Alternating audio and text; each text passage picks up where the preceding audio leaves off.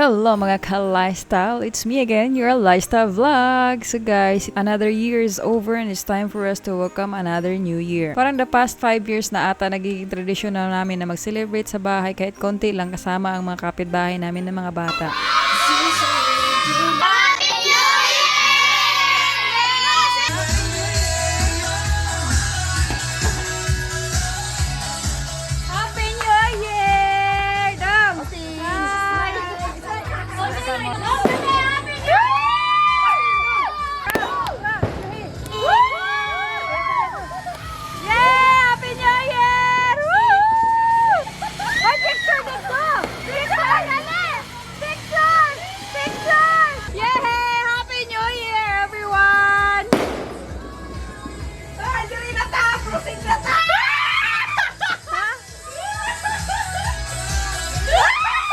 Yan ang pinakahantay ng mga bata, no? Kahit na matanda yung kapatid ko, yung parents ko, kami-kami lang naman dito, yung pinakahantay nila na maghagis ng coins na may kasamang mga candies, no? So, it's a fun way of welcoming another new year. So, nagiging tradition ko na rin yan na ako mismo ang maghagis ng mga coins na naipon ko sa whole year.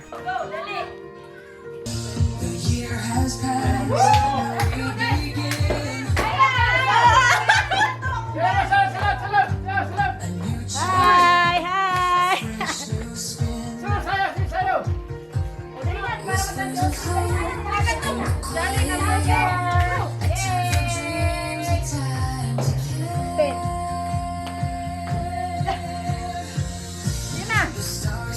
Happy New Year!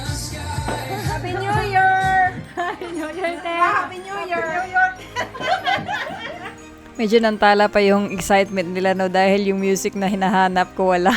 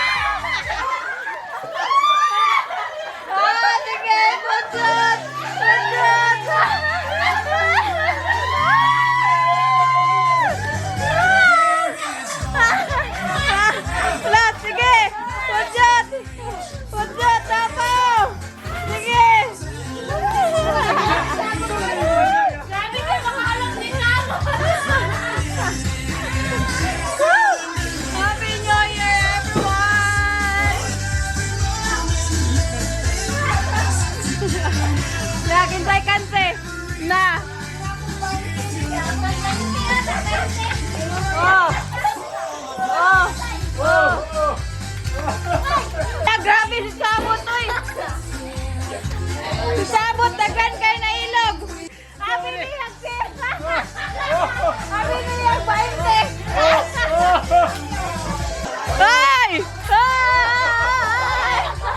Show! Show!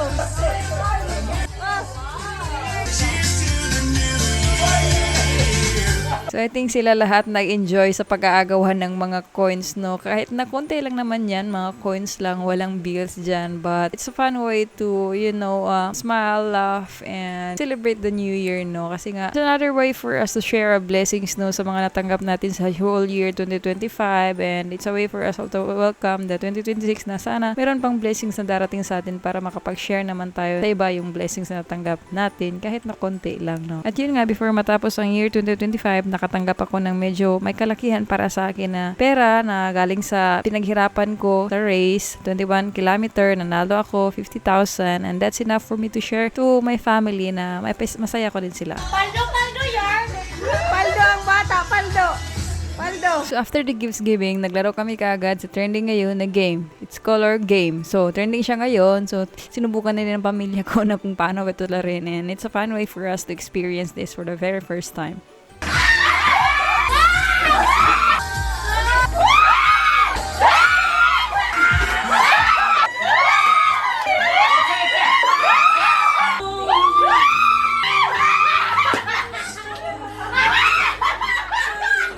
It's a really fun game to experience this no kasama yung pamilya mo kasi hindi mo talaga alam kung maano matatanggap mo kasi sabay-sabay siyang lalatag sa lamesa and mag-aagwan talaga kayo ng kasama mo.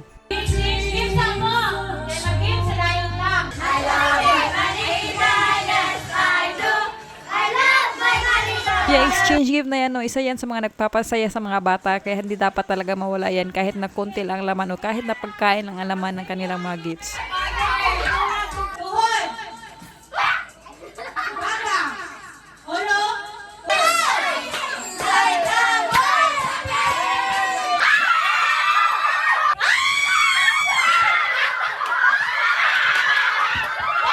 Mga matatanda nga, may enjoy pag may games, mga bata pa kaya. So kahit na anong laro ibigay mo dyan, lalaroin talaga yan. Basta may premyo lang, pera man o pagkain, basta laro yan, may enjoy talaga sila.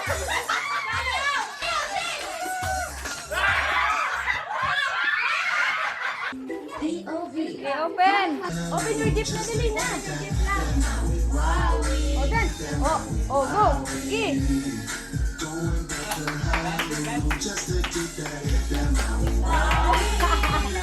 Yay! Open!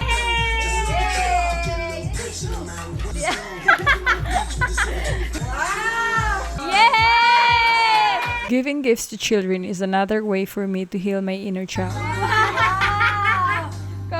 So, yung bata na yan, pamangkin ko yan, nag-iisang anak ng kapatid ko na lalaki. So, siya ang unang kauna-unahang pamangkin namin sa pamilya. Growing up, I remember, hindi ganito yung buhay namin dati, no, na nakakabili, nakakain na kami ngayon ng gusto na. So, we are grateful and thankful to God, no, kasi nga nabibigay niya lahat ng mga grasya. It's more than enough for us to really live life in so much gratitude. Kasi nga, daming grasya na binibigay ng Diyos, pero minsan nakakaligtaan lang talaga natin. Just like celebrating Christmas and New Year with your family is already a blessing. So always be grateful for what you really have. Thank you for watching my vlog, guys, and I hope you have subscribed to my channel, guys, because this year I'm trying my best na maka-upload talaga ng maraming vlogs about sa ganap ng buhay ko now that I am in my 30s life. So thank you guys for watching. Follow for more.